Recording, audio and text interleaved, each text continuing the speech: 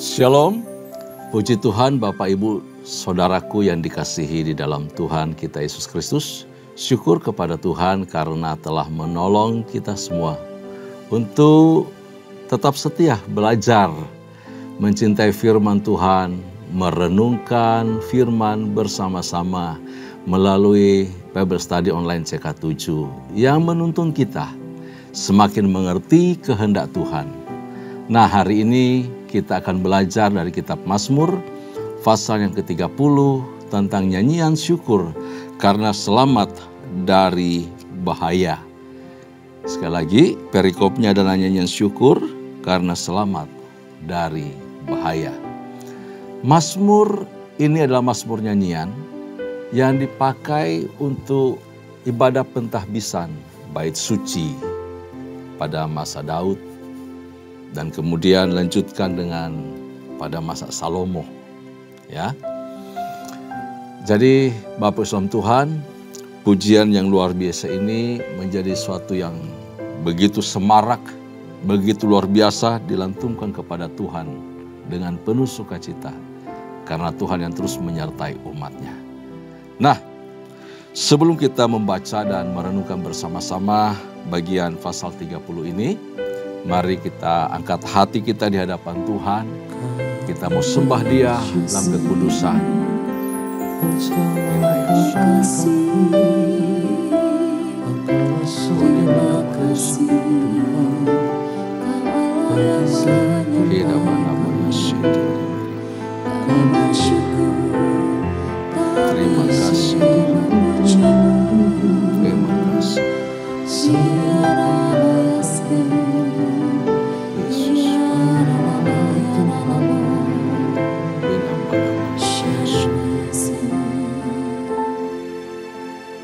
Engkaulah kekuatanku, tempat perlindunganku, saat badai menerpa, aku tak akan goyah. Aku tak akan goyah, sebab Kau sertaku.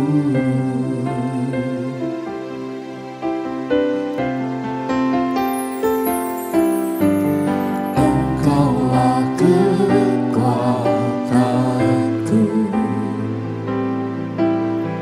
tempat perlindunganku, saat badai menerpa,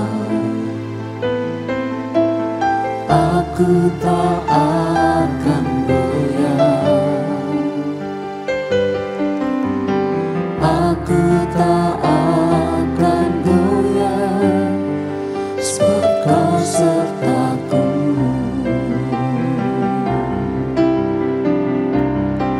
Sejauh langit dari bumi, begitu besarnya kasih-Mu. Penuhi hati kami yang rindu menyembah-Mu, Yesus. Sejauh langit dari bumi, begitu besarnya kasih-Mu. Kaulah Tuhan, kekuatanku, sukacitaku.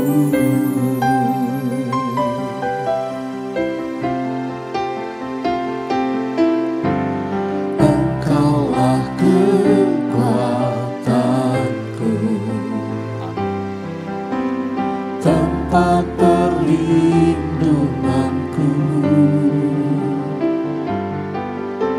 saat badai menerpa,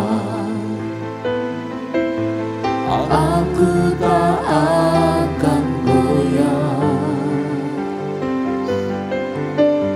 aku tak akan goyah, sebab Kau sertaku.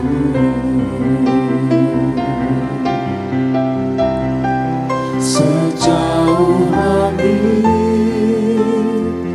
dari bumi, begitu besarnya kasih-Mu.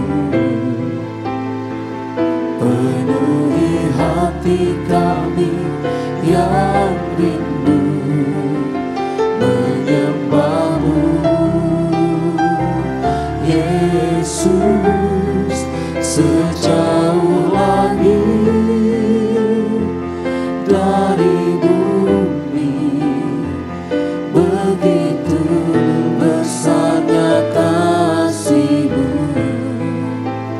Kaulah Tuhan, kekuatanku, sukacitaku.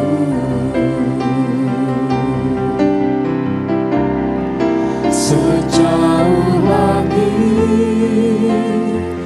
dari bumi, begitu besarnya kasih-Mu. Penuhi hati kami yang rindu menyembah-Mu, Yesus. Sejauh langit dari bumi, begitu besarnya kasih-Mu. Kaulah Tuhan, kekuatanku, sukacitaku.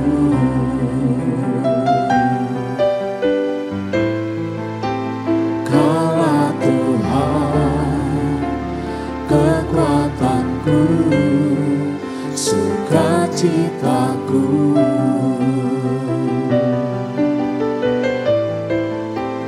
Kaulah Tuhan, kekuatanku, sukacitaku.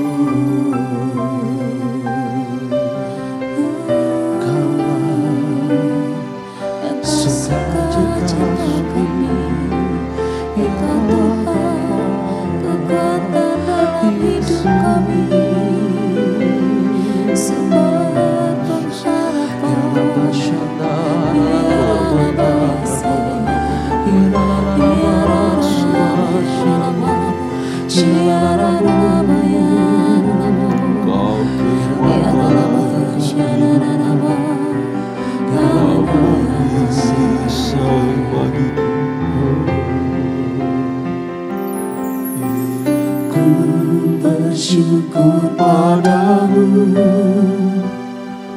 Kau Tuhan yang mengasihiku.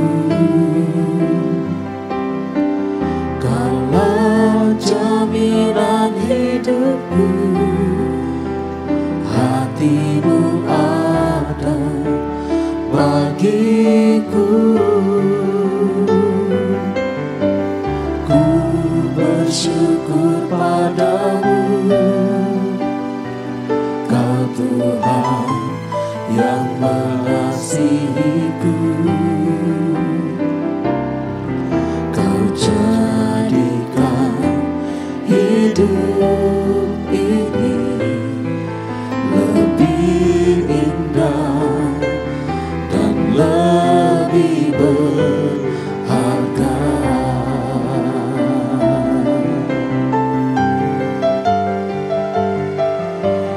Ku bersyukur padamu,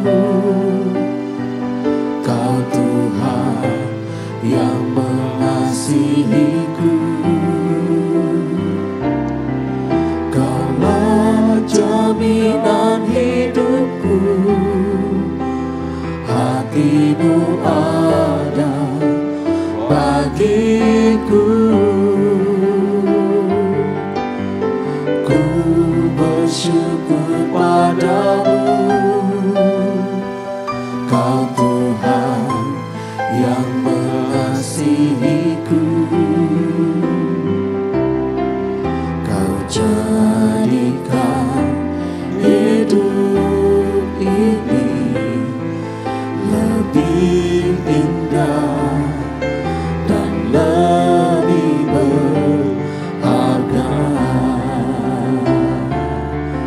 Kau jadikan hidup ini lebih indah dan lebih berharga. Kau jadikan hidup ini lebih indah dan lebih berharga.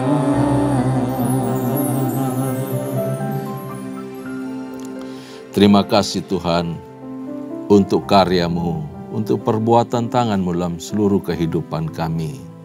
Kau bentuk, Engkau proses kami menjadi lebih indah, menjadi lebih berharga dari hari ke hari. Lewat kebenaran firman-Mu membentuk kami makin indah, makin mulia di hadapan-Mu. Terpuji nama-Mu ya Tuhan. Apapun proses hidup yang sedang kami alami, sedang kami jalani sampai saat ini, itu adalah cara Tuhan membentuk kami. Terima kasih ya Tuhan, Engkau sungguh mengasihi kami. Terpuji nama-Mu. Sebentar kami akan membaca, merenungkan kebenaran firman-Mu dari Mazmur pasal 30. Berkati dan urapi kami semua, sehingga kami menikmati lawatan Tuhan pada hari ini. Di dalam nama Yesus, hikmat kuasa Allah mengalir bagi kami bersyukur dan kami berdoa. Haleluya, haleluya. Amin. Puji Tuhan. Mazmur pasal yang ke-30 dengan perikop nyanyian syukur karena selamat dari bahaya. Di Alkitab saya sekitar halaman 595. Halaman 595. Ini merupakan mazmur nyanyian untuk pentahbisan bait suci dari Daud. Nah, mazmur ini sebenarnya ditulis oleh Daud ketika dia sudah tua, jadi pada masa tuanya, dan dilatar belakangi oleh satu kesalahan yang dia buat. Kalau orang lain mengatakan bahwa Daud mengkhianati Allah karena dia lupa Tuhan, dia menjadi sombong, dia menjadi sedikit angkuh. Dia bangga dengan kesuksesan yang telah dia lalui.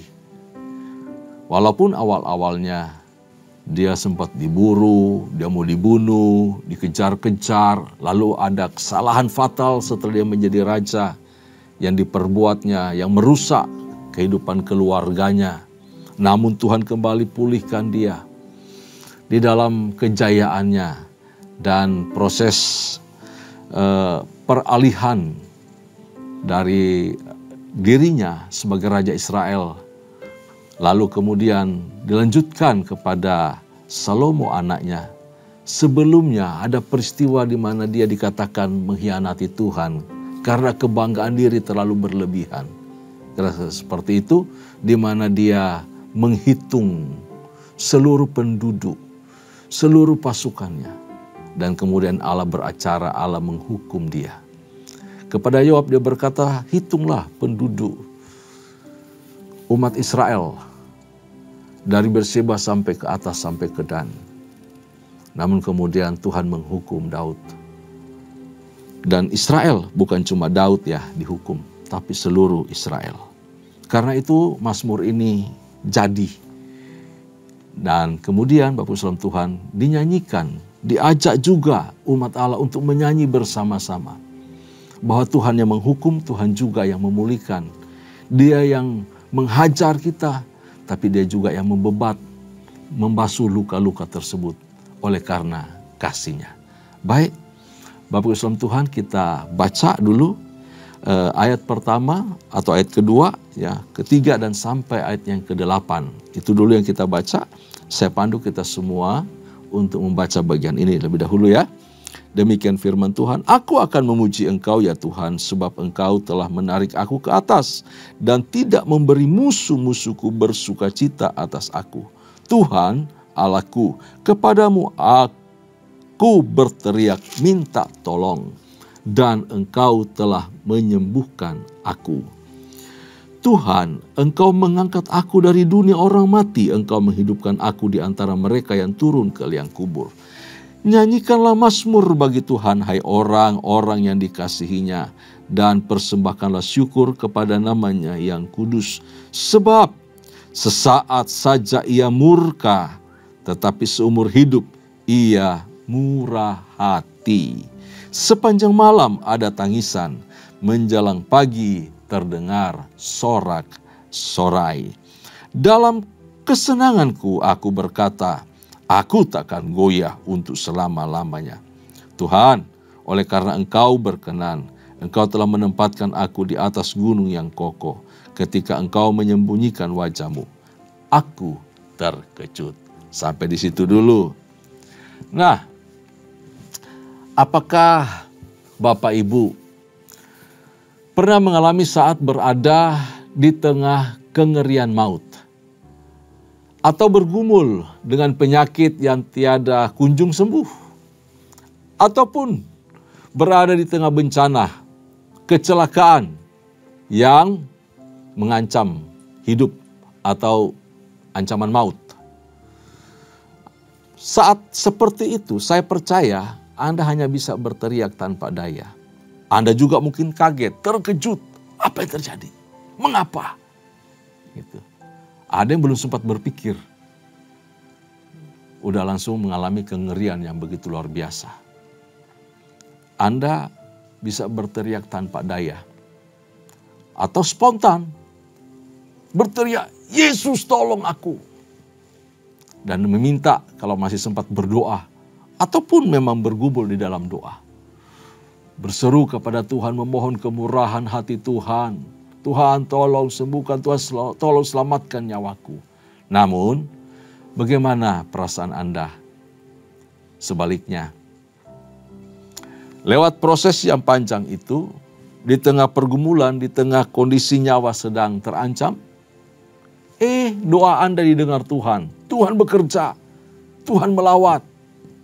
Mujizat terjadi, pertolongan Tuhan nyata. Ada kesembuhan, ada pemulihan datang daripada Tuhan. Ya betul, pertanyaannya sederhana, apa respon Anda ketika hal itu terjadi? Nah, seperti itulah situasi yang dialami oleh Daud. Dengan latar belakang 2 Samuel pasal yang ke-24, yang kemudian juga ditulis dalam 1 Tawarikh pasal 21. Kemudian Daud menuliskan Mazmur pasal 30 ini untuk dinyanyikan, disuarakan, dikumandangkan di tengah pentahbisan bait suci. Daud merasa aman, ya, kondisinya seperti itu. Karena ia percaya bahwa Tuhan itu berkenan kepadanya.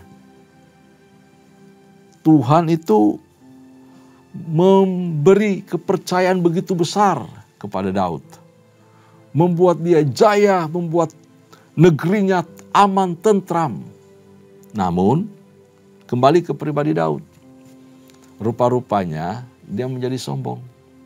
Dia mulai, wah ini kan hebatku. Wah, aku dari suku yang paling tidak dipandang, tidak dianggap. Keluargaku diburu, aku dikejar-kejar dulu. Tetapi lihat aku sekarang kokoh. Kerajaanku luar biasa, megah, mewah. Negara-negara tetangga takluk tunduk kepadaku. Dan Tuhan berjanji bahwa tahtaku, kerajaanku, keturunanku akan duduk di atas tahtaku bergantian. Turun-temurun seterusnya. Tetap kekal bahkan selama-lamanya. Wow, luar biasa. Nah, kesombongan ini ada di dalam diri Daud yang mungkin dia juga tidak menyadarinya sebenarnya. Tidak menyadarinya. Ia lupa Tuhan di ayat yang ke-7, ayat yang ke-8. Dalam kesenanganku aku berkata, aku takkan goyah untuk selama-lamanya. Tapi lalu dibawa di ayat yang ke-8, diberitahu, ketika engkau menyembunyikan wajahmu, aku terkejut. Daud kaget, terkejut ketika kesulitan datang. Ketika hukuman, ancaman dari Allah datang. Ketika ancaman maut datang menghampiri dia. Ia sendiri ketakutan. Ia sendiri merasa ngeri dengan kutuk yang Tuhan berikan. Wabah yang akan diberikan. Daud berkata, aku gak bisa pilih. Dari 3 ancaman yang Tuhan berikan akibat dosaku, kesalahanku. Lebih baik jatuh ke tangan Tuhan daripada jatuh ke tangan manusia. Artinya apa? Silakan Tuhan aja deh yang berkarya, Tuhan saja yang menghukum. Terserah maunya Tuhan, saya gak bisa pilih. Daud telah mengalami penderitaan yang berat. Baik secara pribadi maupun bersama seluruh rakyat akibat hukuman itu. Terhadap dosa tentu saja yang diperbuatnya. Tuhan tidak seenaknya hukum manusia, hukum Daud, hukum siapa saja. Enggak, pasti ada urusan dengan dosa dan kesalahan yang berat. Dan Daud melakukan itu. Tapi justru setelah menikmati keamanan dan kesenangan, anehnya begitu, dosa bisa diperbuatnya dalam hidupnya. Setelah kondisi nyaman, aman, tentram, dia bisa berbuat dosa. Ini kondisi-kondisi seperti ini harusnya kita waspada Bapak Islam Tuhan. Hati-hati. Ya. Jadi terkadang ya, berkat yang kita nikmati itu menghasilkan rasa aman. Bisa semu sifatnya. Tapi kalau kita bijak, berkat itu mendatangkan kebaikan. Menambah kemurahan Allah dalam kehidupan kita. Menambah rasa syukur di dalam hidup kita. Tetapi kalau tidak, ya kita akan merasa aman, lalu percaya diri terlalu besar. Nah, kita merasakan bahwa Tuhan itu sudah berkenan di dalam hidupku. Buktinya ini semua berkat-berkat yang ku miliki, kenyamanan hidup. Kita merasa apalagi merasa telah banyak berjasa di gereja, telah banyak membantu orang, membantu para hamba Tuhan, lalu membantu pekerjaan Tuhan, membangun gereja dan lain sebagainya. Kemudian kita merasa, ya aku pantas dong menasihati, berhak dong mengatur pelayanan di gereja. Nah ini sudah mulai ada kesombongan-kesombongan yang terselip masuk yang tidak kita sadari lewat hati kita, terus lanjut ke tindakan kita. Tidak sadar kita menjadi seorang yang angkuh dan sombong rohani bisa. Gampang tersinggung, apalagi sampai kepada masalah kerohanian. Kita tidak pekah lagi terhadap suara Tuhan. Kita menolak nasihat orang. Kita mulai berargumen dengan pendapat apa yang dikhotbahkan, disampaikan lewat mimbar. Kita mulai mengkritik dan banyak hal. Karena itu Tuhan izinkan kita alami situasi-situasi sulit. Bukan membawa kita kepada lembah kematian, lembah bayang maut. Bukan suatu bentuk ancaman untuk membinasakan kita. Tetapi mengajar kita untuk sadar. Lalu kita kembali kepada jalan yang benar. Sadar, kita diingatkan akan kemurahan Allah, akan kasih setia Tuhan. Kita diingatkan dari mana kita berasal. Kita diingatkan bahwa semua apa yang kita miliki datang daripada Tuhan saja. Allah memakai cambuk kecil. Cambuk kecil, bukan cambuk yang besar, bukan rotan yang besar. Cambuk kecil saja untuk berbicara kepada kita, menegur kita, mendidik kita sedemikian rupa. Karena kita adalah anak-anak yang dikasihinya. Amin. Karena kita adalah anak, maka dia rotan kita, dia cambuk kita, dia didik kita. Kita adalah anak-anak yang dikasihi oleh Allah. Allah mengasihi Daud. Allah mencintai Daud. Allah memberkati Daud. Karena itu Allah menghukumnya sehingga membuat dia sadar. Kita lihat hasilnya. Daud itu sadar. Dia kaget. Lalu dia datang kepada Tuhan minta ampun. Setelah itu dia mempersembahkan kurban kepada Tuhan. Setelah bencana itu berlalu, hukuman itu berlalu. Peristiwa ini menyatakan bahwa ketika seseorang mengalami kelimpahan berkat Tuhan di satu bidang kehidupan, biasanya Tuhan itu menguji bidang kehidupan lainnya dari kehidupan kita. Sama seperti Daud juga demikian. Daud segera bertobat, maka pengampunan dan pemulihan dari Allah segera dialaminya. Tuhan datang, Tuhan melawat dia, Tuhan menampakkan diri kepadanya. Dan kemudian dia menghentikan semua hukuman tersebut. Di tempat itu dibangun Mizpah, dibangun tempat untuk mempersembahkan korban syukur kepada Tuhan. Dan di tempat itu didirikan bait Allah kelak nanti. Nah, pertobatan yang sejati yang diikuti oleh pemulihan tentu saja akan membuahkan puji-pujian dan nyanyian syukur kepada Allah. Demikianlah Mazmur ini ditulis oleh Daud untuk dinyanyikan bersama-sama oleh umat Tuhan. Mari kita lanjutkan pembacaan kita dari ayat yang ke-9 sampai ayat yang ke-13. Kepadamu ya Tuhan, aku berseru, dan kepada Tuhanku aku memohon. Apakah untungnya kalau darahku tertumpah, kalau aku turun ke dalam lubang kubur? Dapatkah debu bersyukur kepadamu dan memberitakan kesetiaanmu? Dengarlah Tuhan dan kasihanilah aku. Tuhan, jadilah penolongku. Aku yang meratap telah kau ubah menjadi orang yang menari-nari. Kain kabungku telah kau buka. Pinggangku kau ikat dengan sukacita. Supaya jiwaku menyanyikan mazmur bagimu. Dan jangan berdiam diri Tuhan, Allahku untuk selama-lamanya. Aku mau menyanyikan syukur bagimu. Wow. Karena luput dari maut, dari bahaya, Tuhan ganti dengan sukacita. Kain kabung, kain duka cita diganti dengan tari-tarian. Ratap tangis diganti dengan tawa. Dan nyanyian syukur pujian dipersembahkan kepada Allah. Jadi, apa kesimpulan dari Mazmur pasal yang ke-30 yang telah kita baca ini? Yang pertama, Bapak Ibu kasih dalam Tuhan, bahwa memang Tuhan pernah marah, murka, karena Daud menyakiti hatinya. Hal ini sama seperti yang sering kita lakukan. Tanpa sadar kita menyakiti Tuhan, membuat Tuhan geram atas kita. Tetapi kemurahan Tuhan itu jauh melampaui murkanya. Tuhan menyalurkan murkanya yang kudus kepada kita itu karena dosa, pelanggaran, kesalahan kita, kejahatan kita, dengan cara menyerahkan diri, menyerahkan anaknya, memberikan putranya yang tunggal, Tuhan Yesus Kristus, untuk mati di kayu salib. Ganti kebinasaan kita.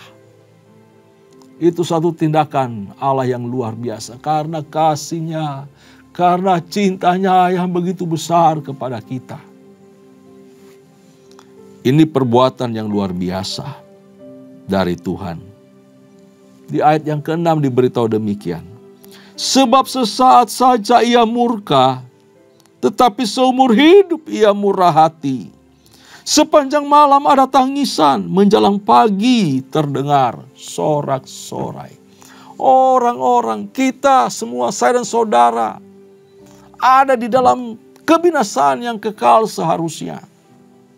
Tetapi begitu karya salib terjadi, keselamatan Tuhan berikan, ada sorak-sorai kegirangan dari hidup kita, dari diri kita.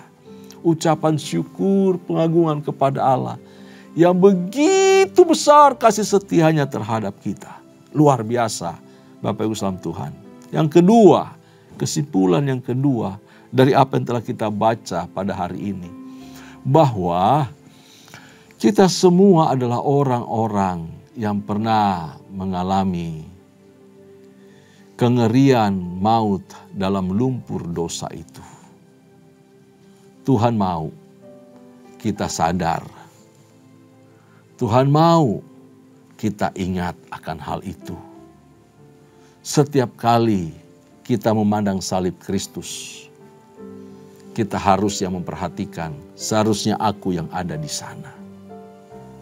Seharusnya aku yang binasa. Seharusnya aku yang mati.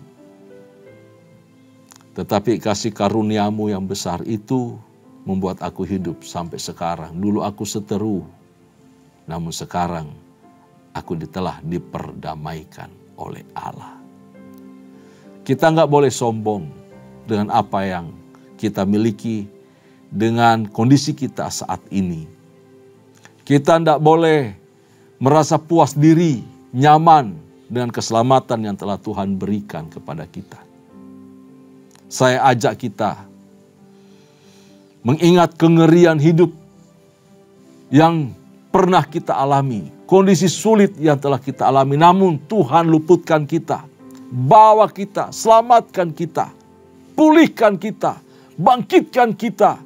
Kita ini seperti orang-orang tadinya harusnya mati menuju liang kubur, yang pernah mengalami kondisi seperti itu, lalu kemudian Tuhan sembuhkan, pulihkan. Mari angkat hati di hadapan Tuhan. Setiap engkau menghadap Allah, bawa hidupmu, keluarkan rasa syukur hormat kepada Tuhan. Sekarang hidupmu miliknya Tuhan. Engkau harusnya ingat perkara itu dan tidak boleh sombong, tidak boleh angkuh. Setiap kita datang hampiri Tuhan, dengan penuh kesungguhan kita menghadap hadirat-Nya, memuliakan Dia. Respon kita harusnya seperti orang yang betul-betul baru diluputkan dari maut, keluar dari liang kubur, dan berterima kasih atas perbuatan tangannya, atas kasih-Nya, atas kemurahan-Nya yang tak terhingga di dalam kehidupan kita. Ingat keadaan kita dan ingat kasih-Nya yang besar itu. Amin. Tundukkan kepala, kita berdoa. Kami mengucap syukur ya Tuhan, untuk firman-Mu yang terus berbicara kepada kami. Lewat Mazmur pasal yang ke-30, Engkau meluputkan Daud, Engkau membebaskan dia dari hukuman. Dan dia mengucap syukur, dia ingat akan kasih perbuatan tangan-Mu yang ajaib dan besar. Demikian kami juga ya Tuhan. Kadang-kadang kami nyaman, baik-baik membuat kami lupa, tidak peka lagi suara Tuhan. Kami mulai sombong, mulai angkuh. Namun Tuhan mengingatkan kami, mendidik kami, mengajar kami, membawa kami pulang. Tuhan mengerjakan bagian-Mu, mendidik kami dengan cara apapun. Entah lewat sakit penyakit, kesesakan, kesukaran hidup, apapun itu. Dan kami diingatkan bahwa kami harus kembali kepada Tuhan. Kami harus kembali bertobat. Kami harus kembali ingat kasih setia dan kemurahan-Mu. Dan kami mengucap syukur bila kami saat ini dipulihkan, disembuhkan. Dinaungi oleh Tuhan dengan damai sejahtera dan sukacita, kami mengucap syukur. Kami terus ingat akan perbuatan kasih-Mu. Lebih-lebih karya Kristus yang telah mati menyelamatkan kami. Kami mengucap syukur ya Tuhan. Terpuji nama-Mu, berkati umat-Mu. Berkati kami semua. Di dalam nama Yesus, firman yang hidup, kami mengucap syukur. Kekasih-kekasih Tuhan, mari arahkan hatimu di hadapan Tuhan dan terimalah berkat serta anugerah yang melimpah dari Allah Bapa, kasih sayang di dalam Kristus Yesus Tuhan, serta persekutuan yang manis dengan Allah Roh Kudus menyertai kita mulai hari ini sampai parusia Tuhan datang pada kali yang kedua, bahkan sampai selama-lamanya. Setiap kita yang percaya sama-sama katakan, amin. Puji Tuhan, shalom.